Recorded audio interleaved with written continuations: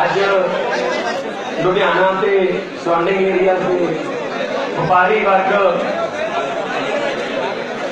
जिहड़े कि किसी न किसी तरीके नाल सरकारी वधीकियां तो पीड़ित ने वो इत्थे पहुंचे। ये कोई पोलीटिकल रैली नहीं कि असीं भाषण दईए,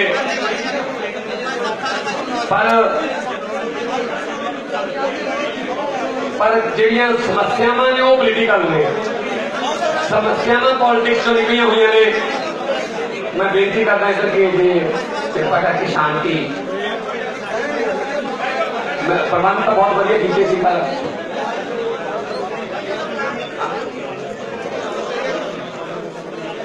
एक अमन अरोड़ा जी कोई एक दो माता गुस्ताखी वाह। मैं बेनती करूंगा श्री सुरजीत मेहता जी को जिहड़े कि प्रेसिडेंट ने पंजाब कैमिस्ट एसोसीएशन के वो केजरीवाल साहब का बुके दे के सम्मान करने आए।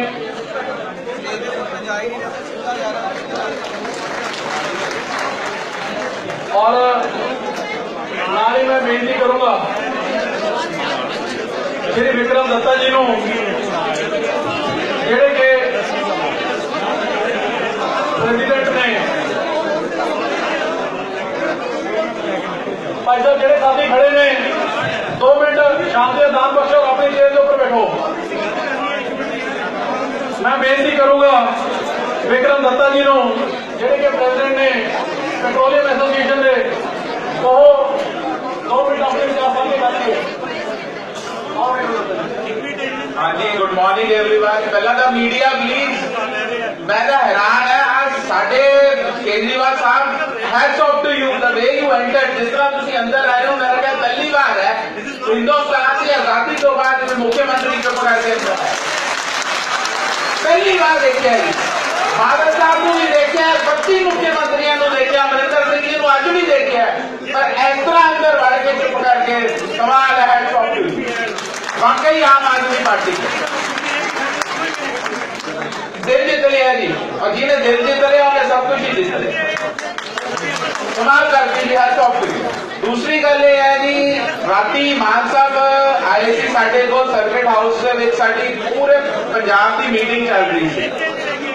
साडी अकाली दल बीजेपी सरकार जिहड़ी कहती है कि असीं किसानां दे उत्ते जितनी आने पिंडां दी सरकार, सब तो महंगा डीजल, सब तो महंगा पेट्रोल पंजाब दे विच मिल रहा है, सब तो महंगा 8.8 वैट तो 18% लै गए हैं 4-6 महीनों के विच। कि असीं तुहाडा जिहड़ा पेट्रोल सब तो महंगा हिंदुस्तान दे विच असीं सस्ता करांगे, वो सस्ता का की करना, डीजल ऊपर चक के लेंगे। साढ़े को स्टैटिस्टिक्स हैगी है, लेकिन वो मसले सारे एक्सपर्ट्स दे। मुक्कदी गल ये है, हरियाणे तो डीजल पेट्रोल स्मगल होके पंजाब जा रहे हैं, और बठिंडा बेल्ट तो डीजल स्मगल होके राजस्थान जा रहे हैं, और जेबा भर रही हैं कुछ अफसर दियां। और कोई वड्डी गल नहीं कि इन्नी बार असीं ये रिप्रेजेंटेशन जगह जगह दे चुके हैं, पर उसकी कोई सुनवाई नहीं हो सकता, ये पॉलिटिशियंस भी इन्वॉल्व हो। एक्सटेकर पंजाब नूं कट्टिया जा रहा है, जेबा एक्सटेकर पंजाब दियां कट्टियां जा रही हैं, और smuggling, rampant smuggling, this is called smuggling.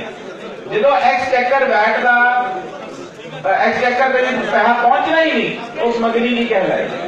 और क्लेम ये किया जाता है कि नहीं जी साडे बॉर्डर बिल्कुल एंड टाइट सिक्योरिटी के अंडर है, असी वो जगह जगह अपने बिठाए हुए अफसर वो अज तक आर्म्स से ड्रग्स की स्मगलिंग का तो रोकी नहीं गई।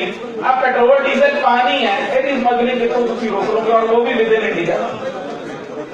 और मुकरी गल ये है कि कहते हैं असी किसान हैं, और अपने ही कहते ना किसानों को सब तो ज्यादा महंगा डीजल दिता जा रहा है। असी ना बैठे हैं जी, पूरी आम आदमी पार्टी की पूरी टीम बैठी है, इंक्लूडिंग द लीडरशिप। अभी इको रिक्वेस्ट करते हैं जी, असी आपके जैसे जी हम तो उतारू हुए हैं कि हमें बचा लो, हम पंजाब में 10 डिपो हैं, तो ये आपसे सहयोग मांगते हैं कि डिपो बंद कराओ। 10 डिपो बंद हो गए, 3200 पेट्रोल पंप अपने आप बंद हो जाएगा, 2 दिन का बंद और हल्ला हो जाएगा, पूरे मैसेज चला जाएगा। जब सारा ड्राई आउट ही हो जाएगा, मैसेज चला जाएगा, ये देखो जी हालात क्या है। और हम लोग पंजाब के अगेंस्ट नहीं कर रहे, हम पंजाब की पॉलिसीज के अगेंस्ट कर रहे हैं, स्मगलिंग रोकना चाहते हैं। और जो सुखबीर बादल जी ने वायदे किए हैं वो इम्प्लीमेंट करवाना चाहते हैं, लेकिन उससे क्रेडिट आम आदमी पार्टी को मिलेगा।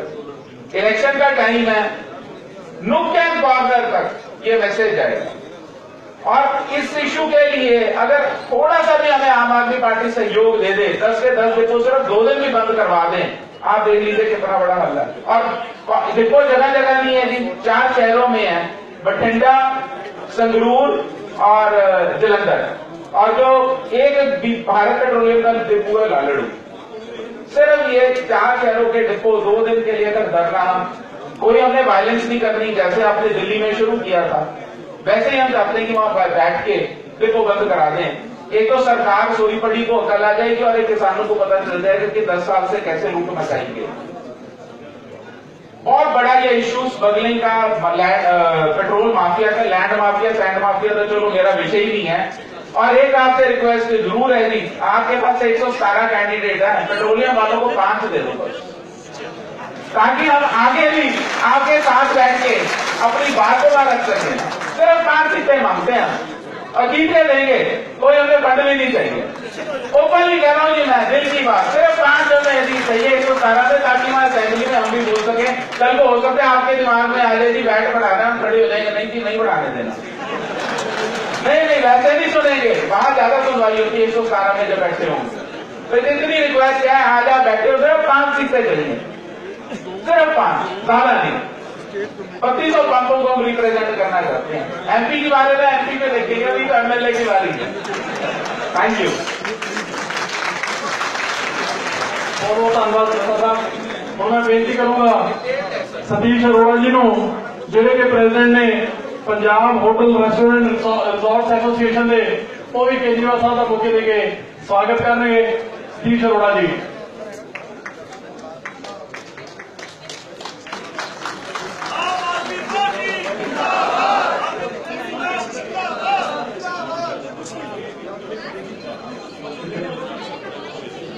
ਅਸੀਂ ਜੀ ਆਇਆ ਕਰਦੇ ਹਾਂ, ਵੈਲਕਮ ਕਰਦੇ ਹਾਂ ਸ਼੍ਰੀ Ashok Kumar ji, owner glass association Punjab, ਜਿਹੜੇ ਕਿ ਆਪਣੇ ਸਾਥੀਆਂ ਨਾਲ ਇੱਥੇ ਪਹੁੰਚੇ ਨੇ। ਹੁਣ ਮੈਂ ਬਹੁਤਾ ਸਮਾਂ ਨਾ ਲੈਂਦਾ ਹੋਇਆ ਮਾਈਕ ਹੈਂਡ ਓਵਰ ਕਰਦਾ ਮਾਨ ਸਾਹਿਬ ਨੂੰ, ਜਿਹੜੇ ਕਿ ਅੱਗੇ ਸੰਚਾਲਨ ਕਰਨਗੇ। ਔਰ ਇੱਕ ਵਾਰ ਫਿਰ ਬਹੁਤ ਬਹੁਤ ਧੰਨਵਾਦ ਕਿ ਸਾਡੀਆਂ ਉਮੀਦਾਂ ਔਰ ਐਕਸਪੈਕਟੇਸ਼ਨ ਤੋਂ ਵੱਧ ਕੇ ਪੰਜਾਬ ਦਾ ਵਪਾਰੀ ਹੈ, ਜਿੱਥੇ ਅਰਵਿੰਦ ਕੇਜਰੀਵਾਲ ਜੀ ਨਾਲ ਆਪਣੇ ਦੁੱਖ ਦਰਦ ਸਾਂਝੇ ਕਰਨਾ ਹੈ। ਬਹੁਤ ਬਹੁਤ ਧੰਨਵਾਦ ਜੀ। बहुत मालिक तो मैं ये कह रहा थी कि फंक्शन क्रिटिकल नहीं, पर समस्या पॉलिटिक्स तो निकली हुई ने। और पहली बार हो रहा है पंजाब के विच कि जिहड़ा मैनीफेस्टो है वो ड्राइंग रूमां च, लीडरां दे ड्राइंग रूमां च बह के नहीं बन रहा, वो लोगों च जाके, गलियां च जाके, पिंडां च जाके, सत्थां च बह के, बोड़ा थल्ले बह के, इस तरह के भवनां च बह के साडा मैनीफेस्टो बन रहा है। क्योंकि समस्यावां थोड़ियां ने ते हल भी थोड़े कोले ने। असीं मैनीफेस्टो च कोई शेख चिल्ली वाले सुपने नहीं लिखने कि आह कर देंगे वो कर देंगे। असीं दिल्ली दे विच भी मैनीफेस्टो इस तरह बनाया सी, लोकां नाल गल्लां करके असीं जो मैनीफेस्टो च लिखदे आ उही करांगे, जो करदे आ उही लिखांगे, ये साडा वादा तुहाडे नाल है। तो नौजवान यूथ का मैनीफेस्टो असीं परसों अमृतसर साहब तो रिलीज किया है और हर वर्ग नाल गल कर रहे हैं। व्यापारी वर्ग का मैनीफेस्टो अलग आऊगा, किसान वर्ग का अलग आऊगा, दलित वर्ग का अलग आऊगा, औरतों का जो मैनीफेस्टो अलग आऊगा। तो इस करके क्योंकि दिल्ली के बड़ा सफल तजर्बा हो चुका है कि अज थोड़े नाल मुख्यमंत्री दिल्ली और साडी आम आदमी पार्टी के नेशनल कन्वीनर अरविंद केजरीवाल जी पहुंचे ने। और मैं ज्यादा समझ लेना, मैं जिस तरह के आप एक दूसरे नाल किसी न किसी मौके गल्लां करते रहने, भाषण देने का टाइम नहीं, मेरी ड्यूटी लगी है मंच संचालन भी। मैं सब तो पहला तुहाडे, क्योंकि असीं ज्यादा तो ज्यादा समा तुहानूं देना चाहुंदे हां, क्योंकि असीं मोदी जी वांगू मन की बात करते नहीं, असीं मन की बात सुनते हैं। तो तो एक बहुत बढ़िया सोशल मीडिया के उत्ते बड़ा बढ़िया एक प्रोग्राम भी शुरू हो रहा है एक दो दिन टॉक टू एके मीन्स एके संसारी नहीं, एके मीन्स एक अरविंद केजरीवाल है। तो हाँ, विरोधी वाली एके संसारी सोच सकती हो। तो मैं ਤੁਹਾਡੇ ਸਵਾਲ ਲੈਣ ਤੋਂ ਪਹਿਲਾਂ ਮੈਨੂੰ ਪਤਾ ਤੁਹਾਡੇ ਦਿਲ 'ਚ ਬਹੁਤ ਬਲਬਲੇ ਹੋਣਗੇ, ਬਹੁਤ ਸਾਰੀਆਂ ਗੱਲਾਂ ਵੀ ਸਰਕਾਰਾਂ ਨੂੰ ਪੁੱਛਣੀਆਂ ਹੋਣਗੀਆਂ, ਉਹ ਆਪਾਂ ਬਾਤ ਕਰਾਂਗੇ। ਪਹਿਲਾਂ ਬਹੁਤ ਸਾਰੇ ਤੁਹਾਡੇ ਸਵਾਲਾਂ ਦੇ ਜਿਹੜੇ ਜਵਾਬ ਨੇ ਉਹ ਅਰਵਿੰਦ ਕੇਜਰੀਵਾਲ ਜੀ ਦੇ ਭਾਸ਼ਣ ਤੋਂ ਸ਼ਾਇਦ ਉਹਨਾਂ ਦਾ ਜਵਾਬ ਮਿਲ ਜੇ। ਸੋ ਮੈਂ ਬਹੁਤ ऑनर फील कर रहे हैं कि मैं ਤੁਹਾਡੇ सामने अरविंद केजरीवाल जी बुला रहा हूं जो आके अपने विचार रखो ਤੇ ਤੁਹਾਡੇ ਨਾਲ ਗੱਲ।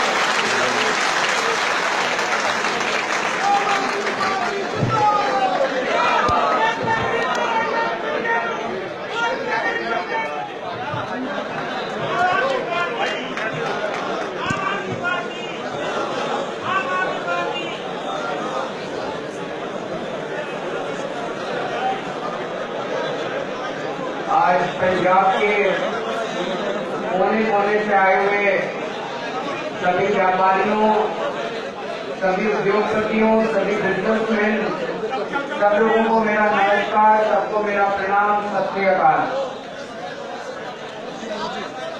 पूरे पंजाब से आज कोने कोने से यहाँ इतने सारे व्यापारी और इतने सारे बिजनेस आए हुए उद्योगपति आए हुए हैं और खचाखच भरा है। इतने सारे लोग अपना पैसा खर्च करके, इतने सारे लोग अपना समय देके यहाँ आज क्यों एकत्रित हुए, मैं अभी यहाँ बैठ के यही सोच रहा था। उसके दो कारण हैं। एक कारण ये कि आज पंजाब की जो सरकार है उससे व्यापारी और इंडस्ट्रियलिस्ट इतना ज्यादा परेशान हो चुका है, इतना ज्यादा परेशान हो चुका है। मेरे पिताजी तो नौकरी में थे, लेकिन मेरे बाकी सारे चाचे, ताऊ, मामे सब लोग व्यापार से आते हैं। मैं व्यापारी, एक तरह से व्यापार परिवार से आता हूँ। मुझे पता है एक व्यापारी के लिए एक एक सेकंड कितना कीमती होता है। एक व्यापारी को लगता है जितना समय मैं अपने धंधे में बिता लूं उतना ज्यादा मैं काम कमा सकूंगा। वो व्यापारी अपना इतना कीमती समय खर्च करके आज अगर यहाँ आया है तो उस व्यापारी की तकलीफ कुछ ज्यादा ही है। वो व्यापारी आज मौजूदा सरकार, अकाली बीजेपी की सरकार अगर अच्छा काम कर रही होती, आज अगर वो व्यापारियों के भले के लिए काम कर रही होती, इस हॉल के अंदर आपको एक व्यापारी बैठा हुआ नहीं मिलता। आम आदमी पार्टी को जो समर्थन पूरे पंजाब के अंदर मिल रहा है, आम आदमी पार्टी को यह समर्थन नहीं मिलता। तो पहला कारण यहाँ आने का ये कि आज की सरकार से परेशान हो चुके हैं, और दूसरा आने का ये कि आज सारे व्यापारियों को, उद्योगपतियों को आम आदमी पार्टी के अंदर एक उम्मीद की किरण नजर आ रही है कि ये पार्टी बचा सकती है आज पंजाब को। ऐसा नहीं है कि आप सब लोगों को आम आदमी पार्टी से प्यार है, ऐसा नहीं है कि आप सब लोगों को केजरीवाल से प्यार है। ऐसा इसलिए क्योंकि आम आदमी पार्टी की जो ईमानदारी की आइडियोलॉजी है वो सबको पसंद आ रही है कि ईमानदार पार्टी है। और आजादी के बाद शायद एक पहला मौका आया है जब सारे मिलकर इस तरह की व्यवस्था ला सकते हैं। अंग्रेजी में एक कहावत है, the proof of the pudding lies in its eating. हमारी नई नई पार्टी बनी 2-3 साल पहले, हमारे ऊपर यह आरोप लगाया जाता था ये लेफ्टिस्ट है, कोई कहता था ये सोशलिस्ट है, कोई कहता था नक्सली है। अगर ये आ गए तो सारा व्यापार खत्म कर देंगे जी, सारा नेशनलाइज कर देंगे, सारा सरकारी टेक ओवर कर लेंगे, इनको तो सरकार ही नहीं चलानी आती। आज 1.5 साल हो गया दिल्ली के अंदर सरकार चलाते चलाते। जैसा मैंने कहा, the proof of the pudding lies in its eating. आप सब लोगों के दिल्ली के अंदर रिश्तेदार होंगे व्यापारी। आज दिल्ली के सारे व्यापारी एक कसम खा के कहते हैं कि अगर व्यापारियों की कोई एक पार्टी है तो वो आम आदमी पार्टी। भाजपा वालों ने कई सालों से ये ठोक बजा के कहा करते थे भाजपा व्यापारियों की पार्टी है, भाजपा व्यापारियों की पार्टी है, भाजपा व्यापारियों की पार्टी है। भाजपा वोट लेने के लिए तो व्यापारियों की पार्टी है, चुनाव के पहले तो व्यापारियों को इकट्ठा कर लेंगे। एक काम बता दो जो पिछले 15-20 साल में किसी भी भाजपा सरकार ने अपने राज्य के अंदर व्यापारियों के लिए किया हो, किसी ने किया हो। और मैं अब दिल्ली सरकार के आपको काम गिनाऊंगा, मात्र 1.5 साल के अंदर दिल्ली के अंदर हमने व्यापारियों के लिए क्या किया, मैं भी आपको बता दूंगा। पहली चीज, किसी भी समाज के लिए, किसी भी अर्थव्यवस्था के लिए व्यापारी और उद्योगपति उसकी रीढ़ की हड्डी होते हैं। अगर व्यापारी खुश नहीं है तो जैसे रीढ़ की हड्डी अगर खराब हो जाए तो पूरा शरीर नहीं बचता। अगर व्यापारी और उद्योगपति खुश नहीं है, अगर वो ठीक नहीं है तो पूरा समाज नहीं बचता, देश नहीं बचता। व्यापारियों को खुश रहना चाहिए। एक व्यापारी 24 घंटे काम करता है, 24 घंटे रात दिन मेहनत करता है, सबसे पहले अपने परिवार को पालता है, उसी पैसे से सरकार चलाता है और सबसे ज्यादा धर्म का काम व्यापारी करता है। जितना पैसा मंदिर में, मस्जिद में, गुरुद्वारों में, सबसे ज्यादा कहीं चैरिटेबल हॉस्पिटल है तो पता चलेगा फलाने व्यापारियों ने सहयोग किया। कहीं चैरिटेबल स्कूल है, कई लड़कियों की शादियां करानी है, सबसे ज्यादा पैसा व्यापारी देता है। और उसी व्यापारी को हर पार्टी ने आज कभी भी इज्जत नहीं दी, उनको चूसने की कोशिश की है। चुनाव के पहले कहेंगे पैसे दो, पैसे दो, पैसे दो। गलत तो नहीं कह रहा भाई साहब? चुनाव के पहले याद आती है चूसने की कोशिश की। दिल्ली के अंदर सबसे पहला काम हमने आने के बाद किया, जब दिल्ली में मुख्यमंत्री में बना, इंस्पेक्टर राज रैंपेंट था। इंस्पेक्टर जगमल जी किसी के दुकान में घुस जाया करता, उठा कहता था मैं बही खाते देखने आया हूं। सारे इंस्पेक्टरों को दफ्तर के अंदर बिठा दिया। मैंने कहा कोई इंस्पेक्टर अब बाजार के अंदर किसी को तंग करने के लिए नहीं जाएगा। दूसरा सबसे बड़ा काम किया, हमारे आने के पहले हर महीने 150 रेड हुआ करती थी वैट की, रैंडम रेड की चेकिंग करने जा रहे हैं। 150 रेड हुआ करती थी, सारी वैट की रेड हम लोगों ने बंद करा दी। हमने रूल निकाल दिया, ऑर्डर निकाल दिया कि अगर किसी व्यापारी के बारे में डिपार्टमेंट को स्पेसिफिक जानकारी है कि उसने फलानी चीज में ये गड़बड़ कर रखी है तो वो कमिश्नर से परमिशन लेकर रेड मारने जाएंगे। नहीं तो जो रूटीन की स्क्रूटनी है, रूटीन की रेड, सारी रेड बंद करा दी।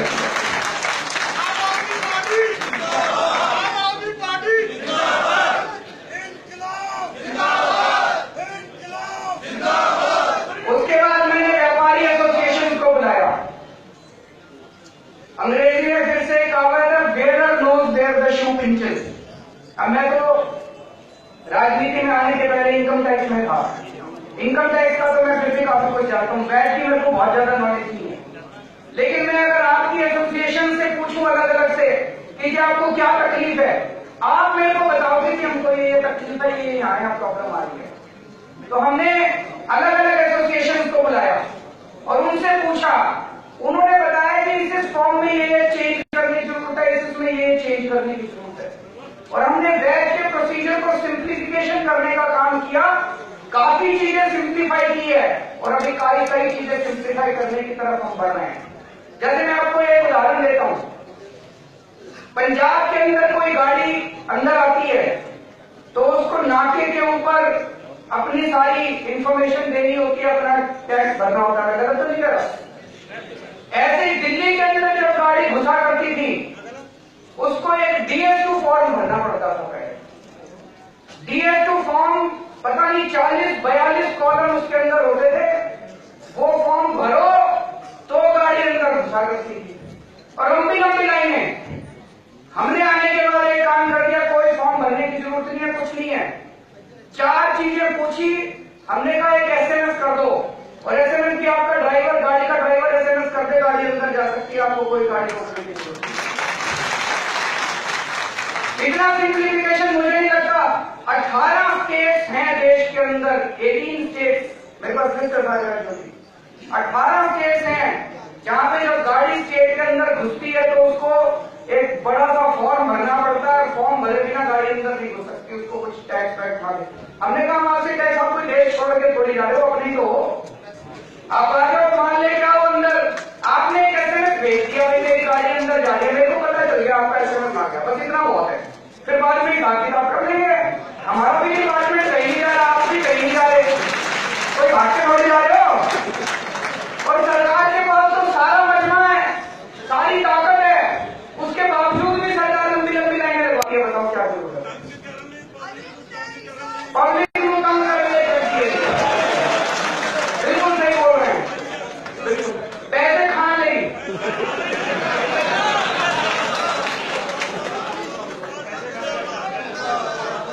ये बिल्कुल सही बोल रहे हैं भाई साहब, बिल्कुल सही बोल रहे हैं।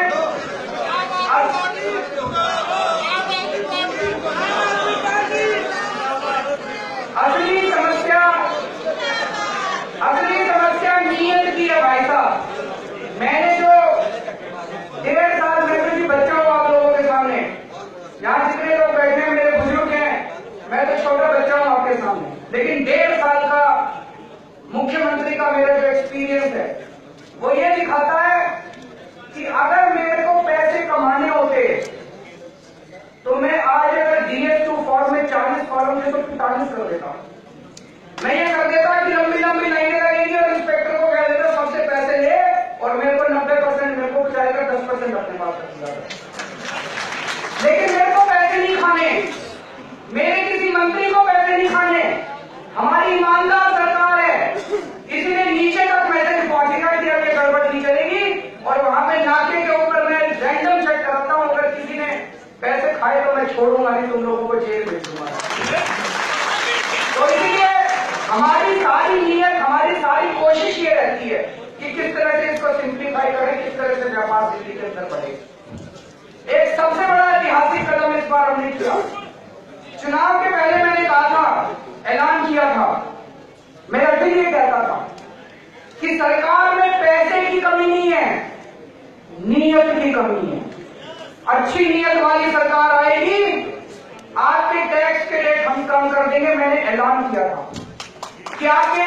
और मैंने कहा था दिल्ली के अंदर, पूरे देश के अंदर सबसे कम वैट के रेट हर आइटम के ऊपर हम 5 साल के अंदर कर देंगे, हमने ये वादा किया था चुनाव में आने के पहले।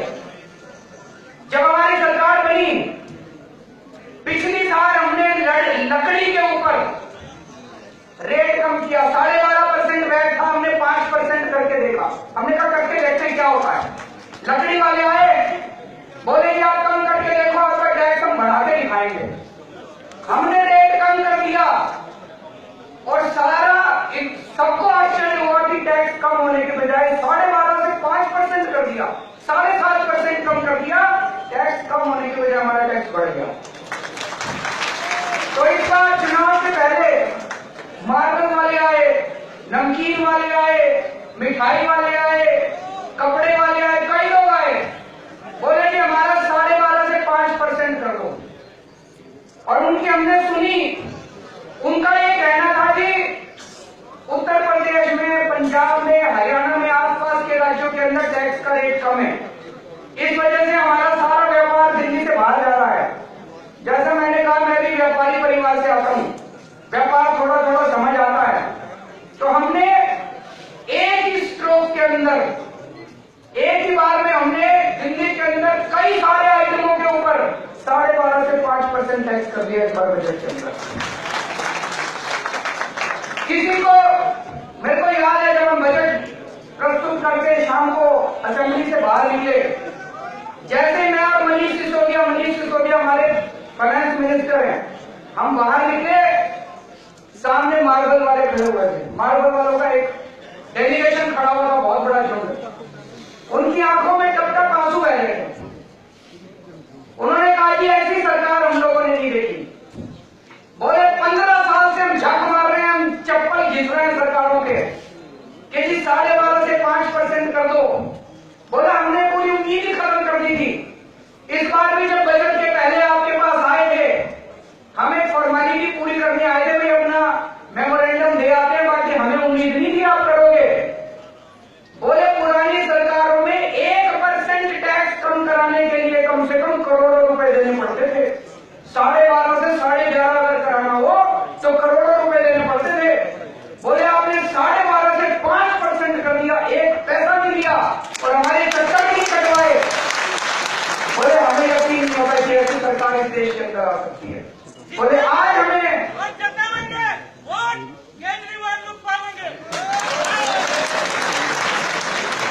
बोले कि हमें आज यकीन हो गया ये वाकई ईमानदार सरकार है जो 7%, 7.5% टैक्स बिना किसी उसके कम कर सकती है।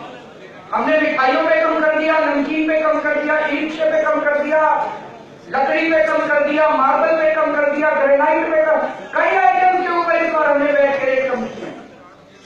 लेकिन इससे बड़ी बात हुई जो आप जान के आश्चर्यचकित रह जाओगे, कपड़ा, फुटवियर और प्लास्टिक वेस्ट, इसके ऊपर हमसे बजट में गलती हो गई।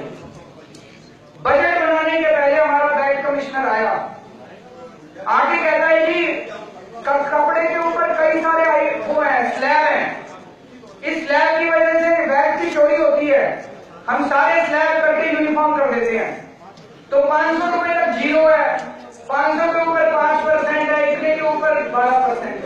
तो उसने कहा जी 5% कर देते हैं सबके ऊपर। उसका नुकसान यह हुआ कि 500 के नीचे जो जीरो था वो भी 5% हो गया।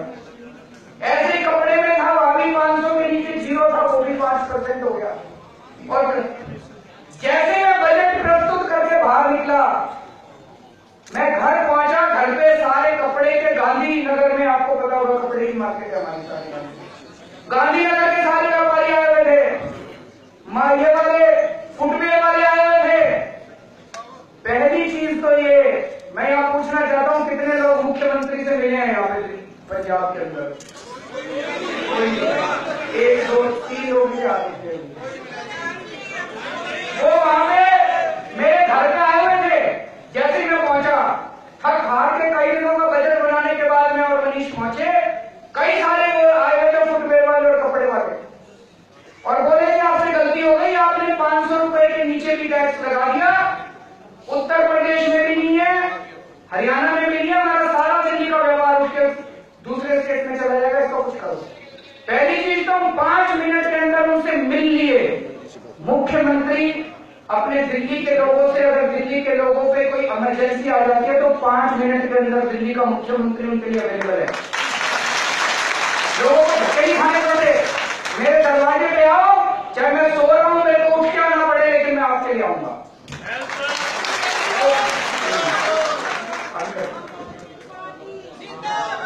हम लोग उनसे मिले, उन्होंने बताया, मैंने डाइट कमिश्नर को फोन किया, मैंने कहा पता करके बताओ। उसने उत्तर प्रदेश में फोन किया, उसने हरियाणा में फोन किया और कहता हाँ जी गलती हो गई। यह हमारी आपकी सवाल ही था। मैंने तुरंत मनीष को कहा, जैसा मैंने कहा 5 बजे हम बजट प्रस्तुत करके शाम को 10 बजे तक हमने निर्णय ले लिया कि 3 आइटम पे गलती हो गई है। अगले दिन विधानसभा ने कहा कि उससे गलती हो गई, हमने जाके हमने तीनों का टैक्स वापस ले लिया। ये मेरे ख्याल से शायद भारत के इतिहास में कभी नहीं हुआ होगा कि कोई सरकार पॉलिसी बनाए, जनता आके कहेगी आपकी ये पॉलिसी गलत है, और सरकार अपनी गलती मान के और अगले दिन विधानसभा के अंदर अपनी गलती एक्सेप्ट कर ले और उसको वापस ले ले। ये मुझे लगता है पहली बार हुआ है। हम लोग बिल्कुल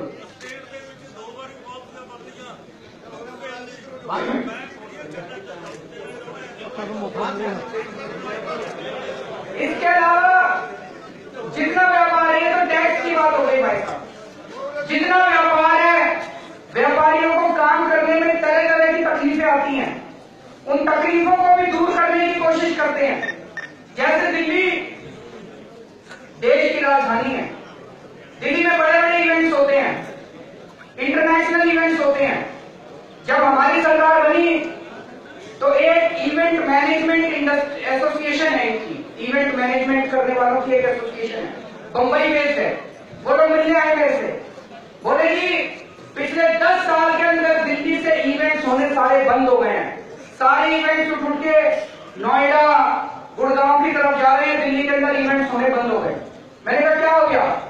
बोले कि दिल्ली में अगर एक इवेंट करना हो हमें 27 डिपार्टमेंट से मंजूरी लेनी पड़ती है। 27 डिपार्टमेंट नामी याद आ जाती है, बोला कम से कम 6 महीने लगते हैं अगर हमें एक इंटरनेशनल इवेंट यहाँ दिल्ली में करना हो। और आखिरी डिपार्टमेंट होता है फायर डिपार्टमेंट। फायर डिपार्टमेंट वाले एनओसी देते हैं, कहते हैं आप अपनी स्टेज वगैरह सारी लगा लो, इवेंट होने के 1 घंटा पहले आते हैं ये देखने के लिए कि आग तो नहीं लग जाएगी।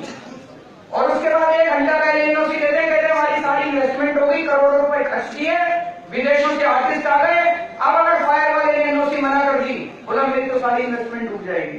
तो उस टाइम वो फायर वाला जो पैसे मांगता है उनको देने पड़ते हैं। तो मैंने उनको कहा, मैंने कहा एक डिपार्टमेंट वाइज आप बना के लाओ कि आपको क्या क्या तकलीफें हैं। 27 से 27 डिपार्टमेंट के हेड को मैंने बुला लिया, सबको सामने बिठा दिया और ये इवेंट मैनेजमेंट इंडस्ट्री वालों को बिठा दिया। मैंने कहा आपस में बात करो, कई सारे एनओसी हमने खत्म कर दिए, कई लाइसेंस खत्म कर दिए, भाई इनकी जरूरत ही नहीं है। और जितने बचे सारे हम लोगों ने ऑनलाइन कर दिए। और अभी थोड़े दिन पहले AR रहमान का प्रोग्राम हुआ था, जुबिन, कई सारे प्रोग्राम दिल्ली के अंदर होने लगे, जुबिन मेहता का प्रोग्राम हुआ था। जुबिन मेहता के प्रोग्राम वाले मेरे को चीफ गेस्ट के लिए बुलाने आए, उन्होंने कहा जी 20 मिनट के अंदर ऑनलाइन हमारे सारे के सारे एनओसी मिल गए, हमें किसी डिपार्टमेंट में जाने की। तो मैंने कहा नीयत की बात है, अगर मेरी नीयत खराब होती, मुझे लगता हरी मंडी में मैं पैसे कमाऊंगा, तो मैं भी ये सोचता 27 नहीं 36 डिपार्टमेंट कर दो और पैसा आएगा, जैसे बादल करते हैं यहाँ पे बात पंजाब में। पंजाब के अंदर सारा का सारा बहुत सारा व्यापार बादलों ने, कांग्रेसियों ने, इन्होंने इस पे कब्जा कर रखा है, ठेकों के ऊपर कब्जे कर रखे हैं, इन्होंने रेती बजरी के ऊपर कब्जे कर रखे हैं, शराब के ठेकों पे कब्जे कर रखे हैं, ट्रांसपोर्ट के ऊपर कब्जे कर रखे हैं, इनके अपने परिवारों के पास सारा का सारा बिजनेस है। गलत तो नहीं कह रहा भाई साहब? कल हमने परसों यूथ मैनिफेस्टो अनाउंस किया है। अभी अमन अरोड़ा जी कह रहे थे, चाणक्य कहते थे कि जो राजा है अगर वही धंधा करने लग जाएगा तो फिर वो गुंडा और डाकू बन जाएगा।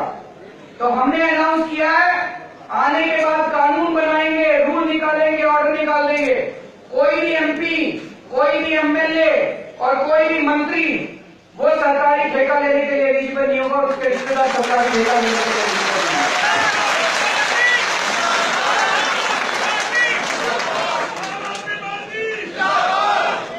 और जितने ठेकों पे इन्होंने कब्जे कर रखे हैं उसकी जांच करा के इनसे ठेके वापस लेंगे और बेरोजगार युवकों को वो ठेके दिए जाएंगे जो ठेके में।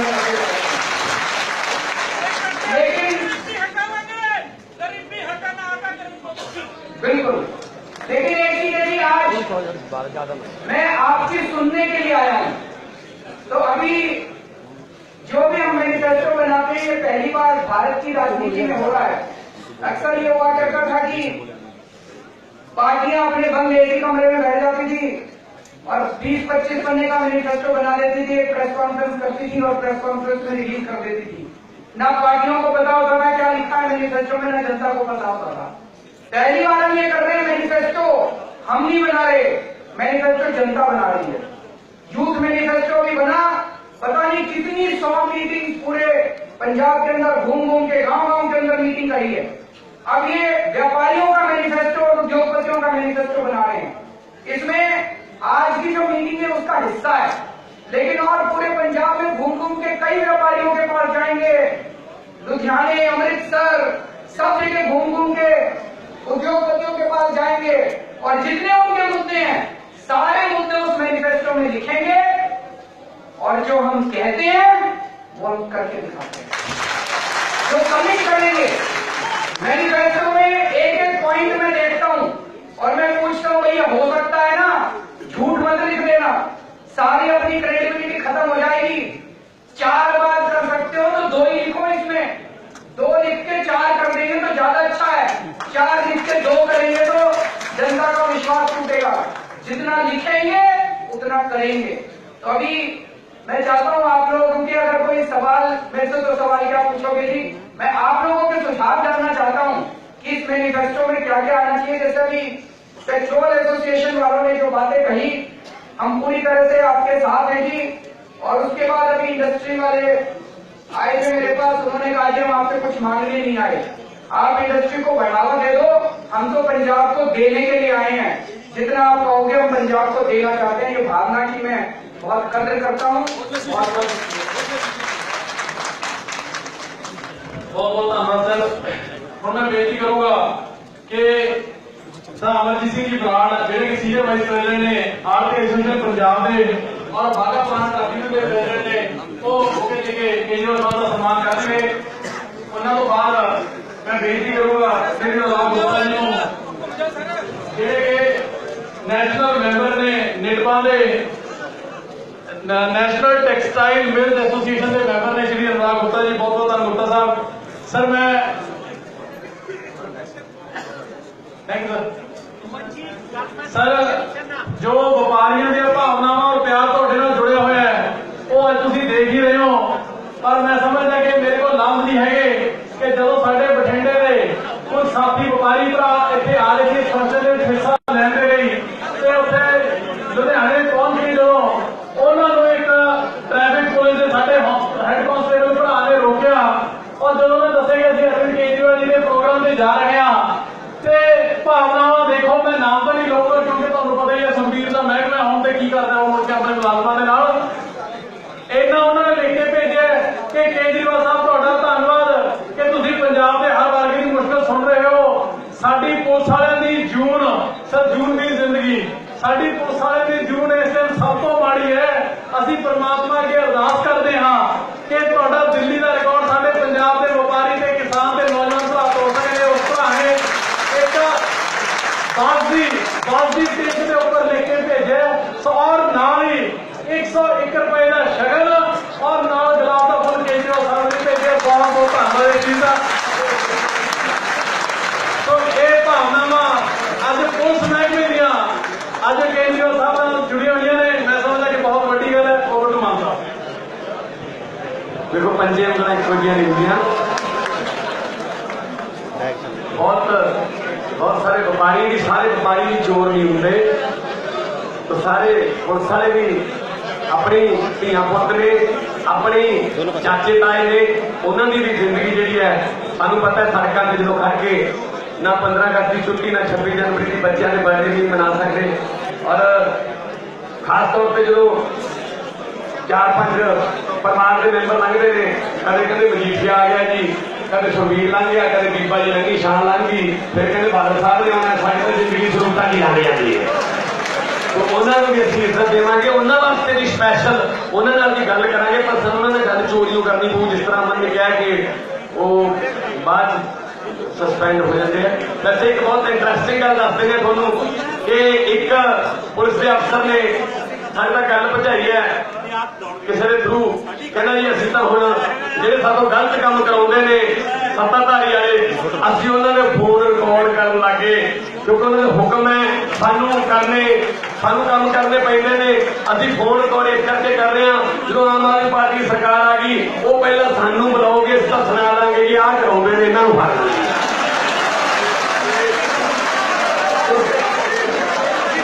तो इनकलाब की शुरुआत हरेक वर्ग में हो चुकी है। इस गल बधाई देना मैं अरविंद केजरीवाल जी जिन्होंने पारदर्शिता की ईमानदारी की राजनीति की शुरुआत देश की है। तुसी देख लो कि ये संगत दर्शन भी करवाना हो बादल साहब ने तो बंदे किराए से होने चाहिए इतने सातों बंदे नहीं चलते सुने बंदा